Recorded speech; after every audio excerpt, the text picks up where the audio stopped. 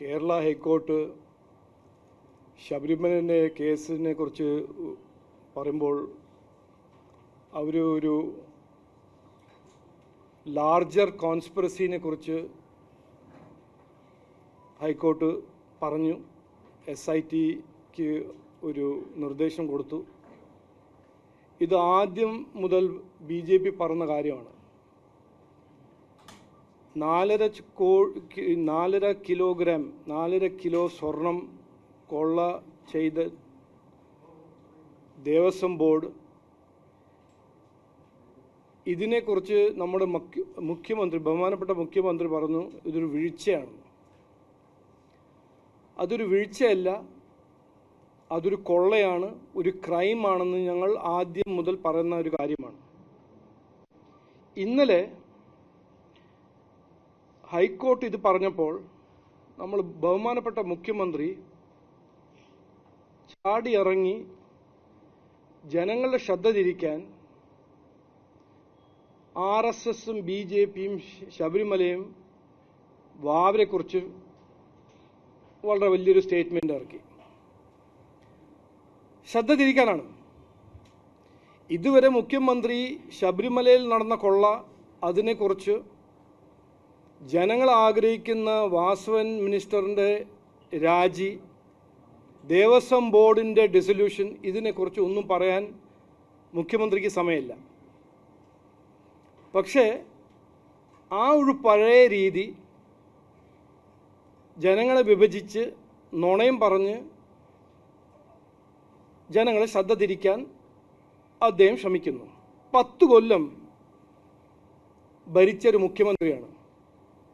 ജനങ്ങളുടെ വോട്ട് എല്ലാം ശരിയാവും എന്ന് പറഞ്ഞ് നേടിയ ഒരു മുഖ്യമന്ത്രിയാണ്. ജനങ്ങളുടെ വിശ്വാസം എല്ലാം ശരിയാവും എന്ന് പറഞ്ഞ് നേടിയ ഒരു മുഖ്യമന്ത്രിയാണ്. 10 കൊല്ലം കഴിഞ്ഞിട്ട് നമ്മൾ കാണുന്നത് എന്താണ്? നാട്ടിൽ അനാസ്ഥ, അഴിമതി, ആരെയും വിടുന്നില്ല. അമ്പലത്തിന് വിടുന്നില്ല, ക്രിസ്ത്യൻ സ്കൂളിൽ നിന്ന് വിടുന്നില്ല.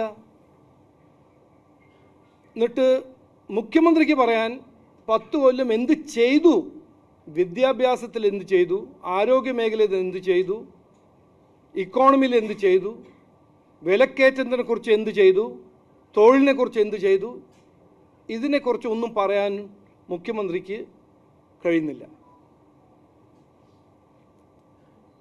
CPMന്റെ രാഷ്ട്രീയം തുടങ്ങിയത് വർഗസംഘർഷം, ക്ലാസ് വാറിൻ്റെ പേരിലായിരുന്നു CPM.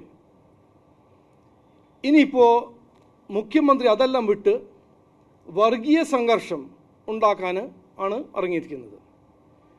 ഞാൻ മുഖ്യമന്ത്രിയോട് കൃത്യമായി പറയാൻ ആഗ്രഹിക്കുന്നത്, ഇന്ന് ഈ ജനങ്ങളെ വിഡ്ഢിയാക്കാനും ഈ നുണ പറഞ്ഞ് പ്രചരണം ചെയ്ത് ജനങ്ങളെ വിഭജിക്കുന്ന രാഷ്ട്രീയത്തിന് കാലം കഴിഞ്ഞു. 10 കൊല്ലം ഭരിച്ചിട്ടുണ്ടെങ്കിൽ ഈ ഇലക്ഷന് മുമ്പ് മുഖ്യമന്ത്രി ചെയ്യേണ്ടത് എന്താണ്? ഞാൻ ജനങ്ങൾക്ക് വേണ്ടി വാഗ്ദാനം കൊടുത്തത് ഇതായിരുന്നു, എല്ലാം ശരിയാവും, എന്നിട്ട് ഞാൻ ഇത് 1, 2, 3, 4, 5 കാര്യങ്ങൾ ചെയ്തു. ഇതൊന്നും പറയുന്നില്ല. അപ്പോൾ BJP ഇത് ഈ ശ്രദ്ധ തിരിക്കാനും ഈ നുണയുടെ രാഷ്ട്രീയം സൃഷ്ടിക്കാൻ ഞങ്ങൾ സമ്മതിക്കില്ല. ശബരിമലയിൽ കൊള്ള നടന്നിട്ടുണ്ട്. അതിൻ്റെ ഉത്തരവാദിത്വം 2016 നമ്മുടെ ബഹുമാനപ്പെട്ട മുഖ്യമന്ത്രി അന്ന് പറഞ്ഞ കാര്യം ഞാൻ ഇന്ന് റിപ്പീറ്റ് ചെയ്യുന്നു.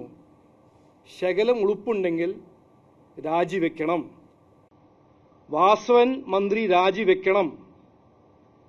വെച്ചില്ലെങ്കിൽ ഞങ്ങൾ ഇന്നലെ ഗവൺമെൻറ് ഓഫ് ഇന്ത്യക്ക് ഇന്നലെ ഇതൊരു നിവേദനം അയച്ചിട്ടുണ്ട്. സെൻട്രൽ ഗവൺമെൻറ് ഏജൻസീസ് ഇതിൻ്റെ ഇൻവെസ്റ്റിഗേഷൻ, റെസ്പോൺസിബിലിറ്റി എടുത്ത് ഇതിൻ്റെ കോൺസ്പിറസി എക്സ്പോസ് ചെയ്യണം. ഇത് ശബരിമലയിൽ മാത്രമല്ല, ഇന്നത്തെ ഒരു റിപ്പോർട്ടിൽ ഞാൻ കാണുന്നു ഗുരുവായൂർ ദേവസ്വം 25 കോടി മിസ്സിംഗ് ആണെന്ന്. അപ്പോൾ ഇത് ഒരു ഗൂഢാലോചന, ഒരു കോൺസ്പിറസി ആണെന്ന് എല്ലാവർക്കും കൃത്യമായി മനസ്സിലായിട്ടുണ്ട്. അപ്പോൾ ഈ ഒരു വർഗീയ രാഷ്ട്രീയം കളിക്കാൻ ഇറങ്ങിയ മുഖ്യമന്ത്രിയോട് ഞാൻ പറയാൻ ആഗ്രഹിക്കുന്നത്, അത് ഇനി നടക്കില്ല, ഞങ്ങൾ സമ്മതിക്കില്ല. വാസവൻ രാജിവെക്കണം. ഇവിടെ ഒരു ഇൻവെസ്റ്റിഗേഷൻ 30 കൊല്ലം ദേവസ്വം ബോർഡ് എന്ത് തെറ്റ് ചെയ്തു ചെയ്തില്ല അതിൻ്റെ ഒരു ഇൻവെസ്റ്റിഗേഷൻ നടക്കണം. ഇത് നടന്നേ പറ്റൂ.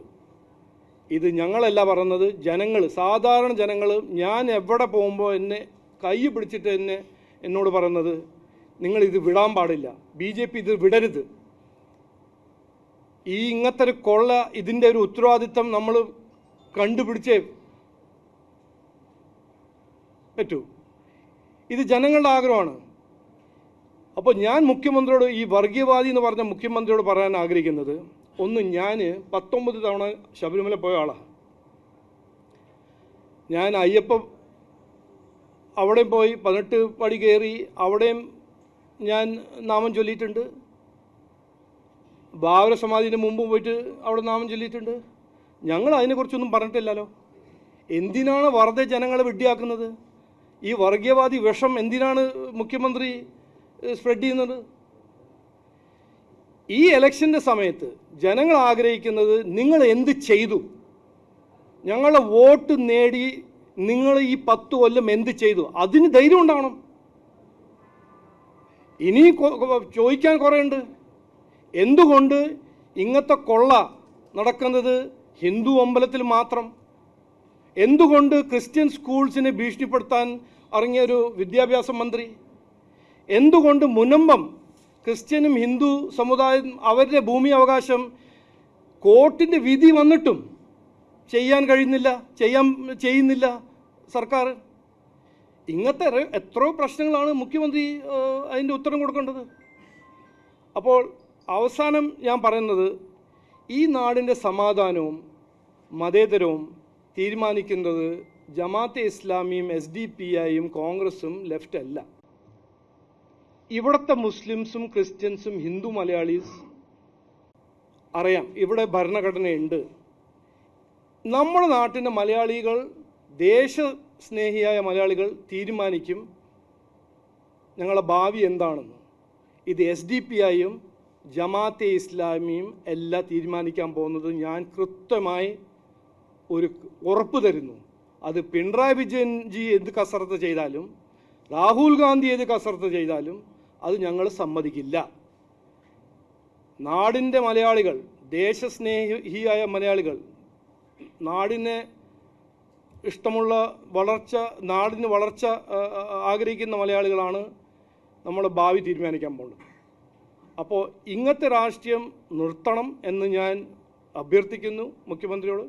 ഈ ശബരിമല കൊള്ള നടന്നതിൽ വാസവൻ മന്ത്രിയുടെ രാജി ഇന്ന് ഞങ്ങൾ ആഗ്രഹിക്കുന്നു. അത് ഞങ്ങളുടെ ഒരു നിർബന്ധമാണ്, ജനങ്ങളുടെ നിർബന്ധമാണ്. ഇത് പറഞ്ഞ് വാക്ക് ചുരുക്കുന്നു. എല്ലാവർക്കും നമസ്കാരം. എന്തെങ്കിലും ചോദ്യങ്ങളുണ്ടെങ്കിൽ ചോദിക്കാം. അപ്പം അതിൻ്റെ കൂട്ടത്തിൽ ചോദിക്കുന്നവർ ഒന്ന് പേരും മാധ്യമ സ്ഥാപനത്തിൻ്റെ പേരും കൂടെ ഒന്ന് പറഞ്ഞ് പരിചയപ്പെടുത്തിയത് നന്നായിരിക്കും. സുരേഷ് കൂട്ടിച്ചേർക്കും. അഡ്വക്കേറ്റ് സുരേഷ് 1-2 കാര്യങ്ങൾ കൂട്ടിച്ചേർക്കാൻ ആഗ്രഹിക്കുന്നു. പാർട്ടിയുടെ സംസ്ഥാന അധ്യക്ഷൻ പറഞ്ഞ ഈ വിഷയത്തിൽ ഊന്നിക്കൊണ്ട് കുറച്ച് നാളുകളായിട്ട് BJP കേരളത്തിൽ ശക്തമായിട്ടുള്ള സമരരംഗത്താണ്. കേരളത്തിൻ്റെ എല്ലാ ജില്ലാ കേന്ദ്രങ്ങളിലും വാസവൻ മന്ത്രിയുടെ വസതിയിലേക്കും അതോടൊപ്പം തന്നെ മുൻ മന്ത്രി കടകംപള്ളി സുരേന്ദ്രൻ്റെ വസതിയിലേക്കും ഒക്കെ നടത്തിയ മാർച്ചുകൾ എല്ലാവരുടെയും ശ്രദ്ധയിൽപ്പെട്ടിട്ടുണ്ട്. അതോടൊപ്പം തന്നെ മഹിളാ മോർച്ചയുടെയും യുവമോർച്ചയുടെയും നേതൃത്വത്തിൽ ആയിരക്കണക്കിന് മഹിളകളും യുവാക്കളും പങ്കെടുത്ത സെക്രട്ടേറിയറ്റ് മാർച്ചും കേരളത്തിൽ ശ്രദ്ധേയമായിട്ടുള്ള മുന്നേറ്റമായിരുന്നു. അതിനെ തുടർന്ന് ഈ സമര പോരാട്ടങ്ങളുടെ ഭാഗമായി വാസവൻ മന്ത്രി രാജിവെക്കണം ആവശ്യപ്പെട്ടുകൊണ്ട്, ദേവസ്വം ബോർഡ് പിരിച്ചുവിടണം എന്നാവശ്യപ്പെട്ടുകൊണ്ട് കഴിഞ്ഞ 30 വർഷത്തെ ദേവസ്വം ബോർഡിനെ സംബന്ധിച്ചിട്ടുള്ള എല്ലാ വിവരങ്ങളും കേന്ദ്ര ഏജൻസിയെ കൊണ്ട് അന്വേഷിപ്പിക്കണം എന്നുള്ള ആവശ്യം ഉന്നയിച്ചുകൊണ്ട് വരുന്ന 24, 25 തീയതികളിൽ തിരുവനന്തപുരത്ത് സെക്രട്ടേറിയറ്റ് ഉപരോധം സംഘടിപ്പിക്കുകയാണ്. 24-ാം തീയതി വൈകിട്ട് ആരംഭിക്കുന്ന ഉപരോധം 25-ാം തീയതി പകൽ ഉടനീളം നീണ്ടു നിൽക്കും.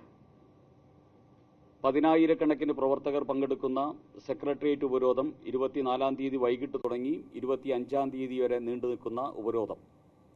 അതിനെ തുടർന്ന് കേരളത്തിലെ എല്ലാ സംഘടനാ മണ്ഡലങ്ങളിൽ 280 കേന്ദ്രങ്ങളിൽ NDAയുടെ നേതൃത്വത്തിൽ ഈ ശബരിമലയിലെ കൊള്ളയ്ക്കെതിരായിട്ടുള്ള കഴിഞ്ഞ 30 വർഷം UDFും LDFും ചേർന്ന് കേരളത്തിലെ ക്ഷേത്രങ്ങൾ കൊള്ളയടിച്ചതിനെതിരായിട്ടുള്ള സായാഹ്ന ധർണയും പൊതുസമ്മേളനങ്ങളും 23-ാം തീയതി മുതൽ 28 വരെയുള്ള ദിവസങ്ങളിൽ കേരളത്തിലെ 280 കേന്ദ്രങ്ങളിൽ നടത്താനും പാർട്ടി നിശ്ചയിച്ചിരിക്കുന്നു. ഈ വിവരം അറിയിച്ചുകൊള്ളുന്നു. ചോദ്യങ്ങൾ? അല്ല, അവർക്ക് വേറെന്താ പറയാനുള്ളത്? ഇന്ത്യ അലയൻസിൻ്റെ 2 ഭാഗമായിട്ട് ആരാണ്? കോൺഗ്രസും CPM അല്ലേ? ഇന്ത്യയിൽ മൊത്തം എല്ലാ സ്റ്റേറ്റിലും ഒറ്റക്കെട്ടായിട്ട് മത്സരിക്കുന്ന ആരാണ്? കോൺഗ്രസും CPM അല്ലേ? ഇവർ രണ്ടാളുടെയും അഴിമതിയും കറപ്ഷനെല്ലാം ആരാണ് ഒരു പാർട്ട്നേഴ്സ്? കർണാടകയിൽ കോൺഗ്രസ് 40 കിലോ സ്വർണം അവർ MLAൻ്റെ വീട്ടിൽ നിന്ന് പിടിക്കുന്നു. ഇവിടെ 4.5 kg സ്വർണം, 4.5 കിലോ സ്വർണം കൊള്ള ചെയ്യുന്നു. നോക്കൂ, ഇതിൽ ഐഡിയോളജിക്കലിയും അവരുടെ കാഴ്ചപ്പാടിലും ഇതിലെല്ലാം ഒരു രാഷ്ട്രീയ ഇരട്ടകളാണ് കോൺഗ്രസും ലെഫ്റ്റും. ഇത് ഇലക്ഷൻ്റെ മുമ്പിൽ ഈ ഓരോന്നും ഇങ്ങനെ ജനങ്ങളെ വിഡ്ഢിയാക്കാൻ ഒരു ശ്രമമല്ലേ?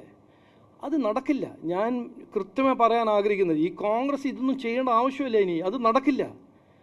എന്തിനാണ് ഇങ്ങനെ വെറുതെ എനർജി വേസ്റ്റ് ചെയ്യുന്നത്? ജനങ്ങൾക്ക് അറിയാം.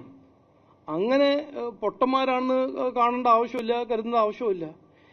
കോൺഗ്രസും CPMഉം ഐഡിയോളജിക്കൽ ട്വിൻസ് ആണെന്ന് ഇവിടെ ഈ നാട്ടിൽ, ഈ രാജ്യത്തിൽ ആർക്കൊരു സംശയമുണ്ടോ? ഒരു വശത്ത് രാഹുൽ ഗാന്ധി പറഞ്ഞു വെൽത്ത് റീഡിസ്ട്രിബ്യൂഷൻ.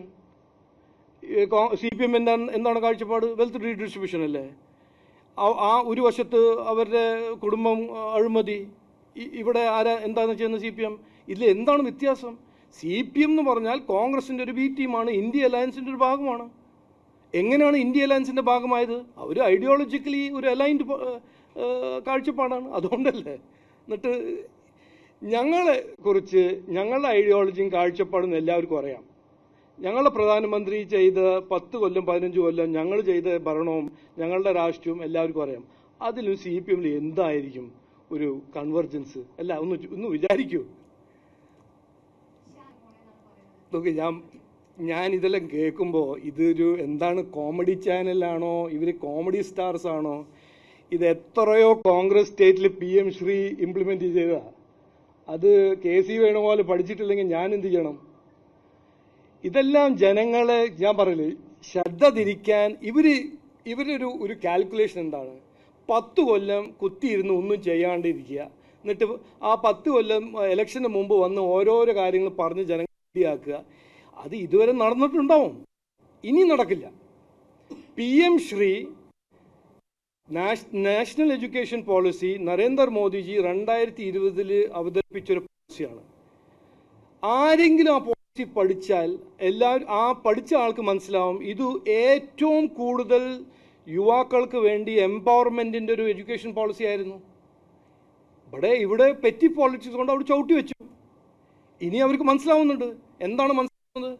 ഈ ഇലക്ഷനിൽ വിദ്യാഭ്യാസം ഒരു ഇഷ്യൂ ആണ്. ഈ വരുന്ന ഇലക്ഷനിൽ കുട്ടികളുടെ പേരൻസ് ചോദിക്കാൻ പോകുന്നു, ഞങ്ങളുടെ കുട്ടികൾക്ക് വിദ്യാഭ്യാസം നിങ്ങൾ എന്ത് ചെയ്തു? അതുകൊണ്ടാണ് ഈ പാനിക്ക്. വിദ്യാഭ്യാസം, ആരോഗ്യം, ഇതെല്ലാം ഒരു ലെജിറ്റിമേറ്റ് പൊളിറ്റിക്കൽ ഡിബേറ്റിംഗ് ഇഷ്യൂസ് ആണ്. അപ്പോൾ പെട്ടെന്നൊരു ഒരു എമർജൻസി അപ്രോച്ചാണ് ലെഫ്റ്റ് ചെയ്യുന്നത്. അപ്പോൾ അതിനെക്കുറിച്ച് KC വേണുഗോപാൽജീൻ്റെ കാഴ്ചപ്പാട് എന്താണെന്ന് എനിക്ക് അതിനെക്കുറിച്ചൊന്നും പറയാൻ വലിയൊരു താല്പര്യമൊന്നുമില്ല. അവർ പിന്നെ എഡ്യൂക്കേഷൻ അവർക്ക് വലിയ പ്രയോറിറ്റി ഒന്നും അല്ലല്ലോ. ഞാൻ പറയില്ലേ, ന്യായീകരിക്കാൻ ഞാൻ എന്തും പറയാൻ എനിക്ക് കഴിയുമല്ലോ.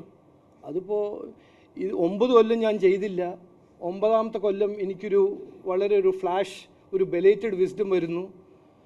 അത് അവർ ന്യായീകരിക്കുന്നത് എനിക്ക് കാശ് വേണം, അതുകൊണ്ട് PM ശ്രീ സ്കൂൾ ഇംപ്ലിമെൻറ്റ് ചെയ്യുന്നു. പക്ഷേ PM ശ്രീ സ്കൂൾ ഇംപ്ലിമെൻറ്റ് ചെയ്യുമ്പോൾ നാഷണൽ എഡ്യൂക്കേഷൻ പോളിസി ഇംപ്ലിമെൻറ്റ് ആവുന്നുണ്ട്.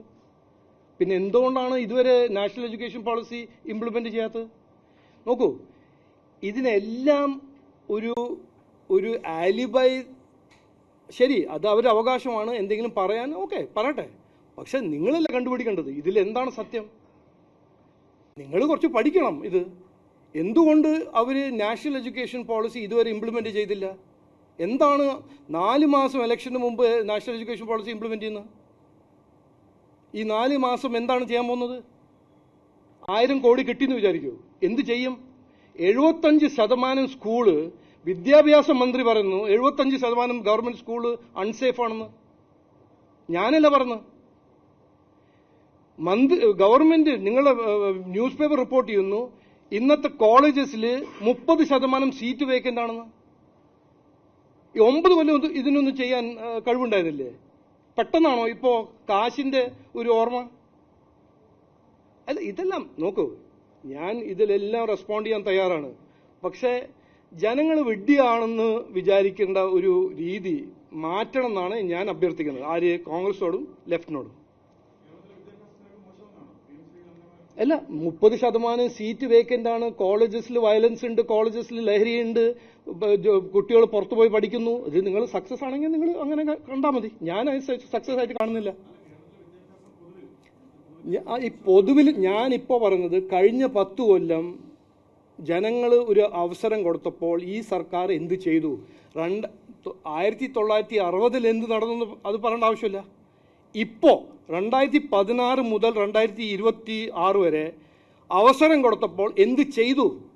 അത് ശിവൻകുട്ടിയല്ല പറഞ്ഞത്, മന്ത്രി ശിവൻകുട്ടിയല്ല പറഞ്ഞത് 75% സ്കൂൾ അൺസേഫ് ആണെന്ന്. എന്താണ് അതിൽ നിങ്ങൾക്കൊരു പ്രോബ്ലം കാണുന്നില്ല? എനിക്ക് കാണുന്നുണ്ട്, അത്രേ ഉള്ളൂ. അതിലൊരു ഡിഫറൻസ് ഒപ്പീനിയൻ ആയിട്ട് കണ്ടാൽ മതി. ഞാൻ കൃത്യമായി പറയട്ടെ, ഞാൻ വികസനത്തിനെ കുറിച്ച്, വിദ്യാഭ്യാസത്തിനെ കുറിച്ച്, ആരോഗ്യ മേഖലയെ കുറിച്ച്, വിലക്കയറ്റത്തിനെ കുറിച്ച്, തൊഴിലില്ലായ്മയെ കുറിച്ച് ഏത് സമയം എവിടെ വേണമെങ്കിലും മുഖ്യമന്ത്രിയുടെ ഒപ്പം ഡിബേറ്റ് ചെയ്യാൻ തയ്യാറാണ്. രാഹുൽ ഗാന്ധിന്റെ ഒപ്പം ഡിബേറ്റ് ചെയ്യാൻ തയ്യാറാണ്. അത് അങ്ങനെ ആരും എന്നെ ഇൻവൈറ്റും ചെയ്തിട്ടില്ല, BJP ഇൻവൈറ്റും ചെയ്തിട്ടില്ല ഡിബേറ്റിന്. ഇന്നലെ ഞങ്ങൾ ഏറ്റവും ബഹുമാനപ്പെട്ട നമ്മുടെ രാഷ്ട്രപതിനെ കണ്ടപ്പോൾ ഇതാണ് ഞങ്ങൾ പറഞ്ഞത്. ഞങ്ങൾ രാഷ്ട്രപതിനെ കണ്ടപ്പോൾ ഞങ്ങളൊരു നിവേദനം കൊടുത്തു, ഇതിനെക്കുറിച്ച് സംസാരിച്ചു, ഇൻഫർമേഷൻ കൊടുത്തു. അപ്പോൾ രാഷ്ട്രപതിയും ഇതന്നെ ചോദിക്കുന്നത്, എങ്ങനെയാണ് ഇത്ര സ്വർണവും ഇതെല്ലാം ഉള്ള ഒരു അമ്പലം, റൂൾസ് എല്ലാം ഉള്ള ഒരു സംവിധാനത്തിന് എങ്ങനെയാണ് ഈ സ്വർണം കൊള്ളാവുന്നത്? ഇതൊരു കറക്റ്റ് നല്ലൊരു പ്രശ്നമാണ്. അതുകൊണ്ടല്ല ഞാൻ പറഞ്ഞത്, ഞങ്ങൾ ആദ്യത്തെ ദിവസം മുതൽ പറയുന്നത് എന്താണ്, ഇത് ഇൻവെസ്റ്റിഗേഷൻ നടത്തണം, ഇത് സെൻട്രൽ ഏജൻസി നടത്തണം. കേരള പോലീസിന് ഇതിൻ്റെ ഇൻവെസ്റ്റിഗേഷൻ കൊടുത്തിട്ട് ഒരു കാര്യമില്ല. കാരണം ഇത് ജഡ്ജും ജൂരിയും ക്രിമിനലിനെ ഒരാളാക്കി മാറ്റുന്ന ഒരു കാര്യമായിരിക്കും. കേരള പോലീസല്ലേ അവിടെ സെക്യൂരിറ്റി ചെയ്യേണ്ടത്, ദേവസ്വം ബോർഡല്ലേ അതിൻ്റെ ഉത്തരവാദിത്വം എടുക്കേണ്ടത്, ദേവസ്വം മന്ത്രിയല്ലേ അതിൻ്റെ ചുമതല എടുക്കേണ്ടത്. അപ്പം ഇവരോട് ചോദിച്ചാൽ എന്ത് പറയും? ഒന്നും നടന്നില്ല എന്ന് പറയും. എന്താണ് മുഖ്യമന്ത്രി പറയുന്നത്? വീഴ്ചയാണെന്ന്. 4.5 കിലോ സ്വർണം ശബരിമലയിൽ നിന്ന് തട്ടിക്കൊണ്ടുപോയപ്പോൾ നമ്മുടെ ബഹുമാനപ്പെട്ട മുഖ്യമന്ത്രി പറയുന്നത് ഇത് വീഴ്ചയാണെന്ന്. ആരെ ഇൻഫ്ലുവൻസ് ചെയ്യാനാണ് പറയുന്നത്? പോലീസിനല്ലേ, ജുഡീഷ്യറിനെ ഇൻഫ്ലുവൻസ് ചെയ്യാൻ നോക്കുകയല്ലേ. വീഴ്ചയാണോ? 4.5 kg സ്വർണം, 4.5 കിലോ സ്വർണം ഒരു അമ്പലത്തിൽ നിന്ന് തട്ടിക്കൊണ്ടുപോയാൽ അത് വീഴ്ചയാണോ? ഇത് ഏത് മലയാളിയാണ് ഈ നാട്ടിൽ പറയാൻ പോകുന്നത് തയ്യാറാണ് ഇത് വീഴ്ചയാണെന്ന്? വീഴ്ചയല്ല, ഇത് കൊള്ളയാണ്, ക്രൈമാണ്. അതുകൊണ്ട് ഇത് ഇൻവെസ്റ്റിഗേറ്റ് ചെയ്യേണ്ടത് കേരള പോലീസ് അല്ല, ഇത് ഇൻവെസ്റ്റിഗേറ്റ് ചെയ്യേണ്ടത് സെൻട്രൽ ഏജൻസിയാണ്. ഇത് ഇൻവെസ്റ്റിഗേറ്റ് ചെയ്യേണ്ടത് ശബരിമല മാത്രമല്ല, ദേവസ്വം ബോർഡ് മൊത്തം, ഗുരുവായൂർ, ശബരിമല, എല്ലാ അമ്പലത്തിൻ്റെ ഇൻവെൻട്രിയും ഓഡിറ്റും എത്ര കൊല്ലമായിട്ട് നടന്നിട്ടില്ല. എന്ത് കാരണം? എന്തായിരുന്നു ദേവസ്വം ബോർഡ് മന്ത്രി ചെയ്യുന്നത്? എന്തായിരുന്നു ദേവസ്വം ബോർഡ് ചെയർമാൻ ചെയ്യുന്നത്? ഇതെല്ലാം ചോദിക്കണ്ടേ? ഇത് ചോദിക്കാൻ നമ്മൾ അവകാശമില്ലേ? ഒരു സാധാരണക്കാരന് അവകാശമില്ലേ? എന്നിട്ട് ഇത് പറയുമ്പോൾ ഇത് വീഴ്ചയാണ്, വർഗീയവാദിയാണ്, ശബരിമല പോയാൽ ഞാൻ ഞാൻ നമസ്കരിക്കില്ല, ഇതാണോ പറയേണ്ടത്? അല്ല, എൻ്റെ ഫേവറേറ്റ് ഡയലോഗ് എന്നെ പഠിപ്പിച്ചത് നമ്മുടെ മുഖ്യമന്ത്രിയാണ്. ശകല ഉളുപ്പുണ്ടെങ്കിൽ രാജിവെക്കണം.